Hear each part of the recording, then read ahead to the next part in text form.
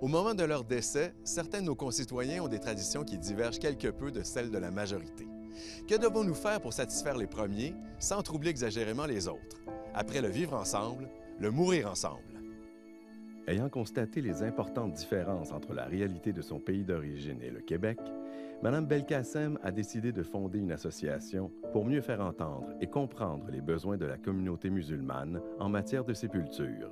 Nous, comme association, on a vu qu'actuellement ou dans le moyen terme, on a besoin de cimetières multiconfessionnels. Ça veut dire une section dans un cimetière déjà existant, parce que c'est moins cher, plus facile à entretenir. Parce qu'écoutez, entretenir un cimetière, il faut une grosse entreprise. C'est beaucoup d'argent, c'est beaucoup d'employés, une gestion. C'est pas un jeu d'enfant, c'est très, très compliqué.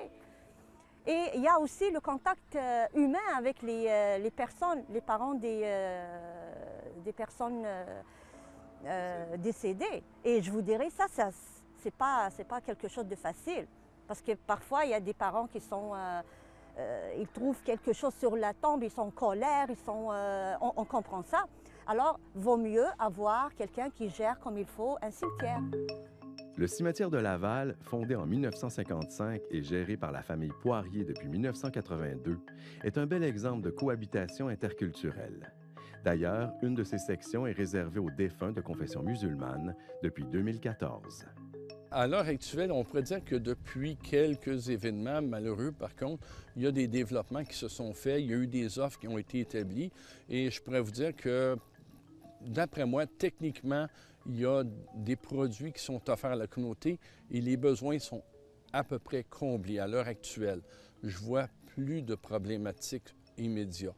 À Montréal, il y a un grand cimetière musulman qui appartient à une mosquée, mais il y a plusieurs cimetières qui appartiennent à des intérêts privés qui ont développé des carrés, des cimetières musulmans. Il y en a 5 dans la région de Montréal. La situation dans les régions entourant les grands centres de Montréal et de Québec semble donc en bonne voie de répondre aux besoins exprimés. Qu'en est-il ailleurs au Québec? On veut vraiment avoir des sections partout au Québec, dans chaque région, pour la proximité, pour que ça soit près des personnes endeuillées. Hein? Et par exemple, à Sherbrooke, on espère faire une section là-bas pour que les gens de Sherbrooke ne viennent pas ici à Montréal pour enterrer. C'est très dur, c'est triste. Malgré la bonne volonté de part et d'autre, il semble donc qu'il reste encore du travail à faire avant que nos concitoyens de confession musulmane de partout au Québec se sentent suffisamment chez eux pour y demeurer à jamais. Moi, personnellement, j'adore le Québec. Je le dis à toutes les fois là que j'ai l'occasion. Et j'adore son peuple. Hein? Il est d'une humanité magnifique. Je suis fière de vivre ici. Je suis fière de travailler ici et je serai fière d'y mourir aussi.